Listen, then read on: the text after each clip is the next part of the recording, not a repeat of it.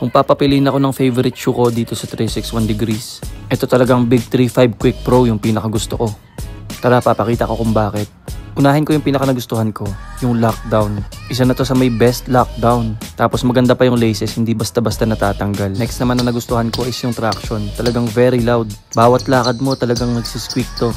Kahit sa court, di mapapahiya. Tapos ito yung sapatos na malambot yung cushion, pero very low to the ground pa rin yung feeling. Honestly, maihahambing ko siya sa mga sapatos ni Harden. Komportable, maganda yung impact protection, tapos very stable sa paa. Watch out nga lang sa mga wide footers dahil snug fit nga pala to. Pero bago malimutan, papakita lang yung laterals niya. Top tier din talaga yung traction. Kung mapapansin nyo, nagpipick up lang siya ng konting dust, pero napakadali naman punasan. Very rare na dumudulas yung sapatos. Kaya naman masasabi kong top tier. Kasing ganda niya actually yung traction sa GT Cat Academy. Ganun na ganun yung pakiramdam every stop. Kaya kung naghahanap ka ng mid-budget shoe na pwedeng gamitin araw-araw, check mo tong Big 35 Quick Pro. Napakarami nga palang choices niyan sa colorway. Ikaw na lang talaga mamimili. Kaya i-check nyo yung link. Sakto may discount ngayon sa 361 Degrees Store.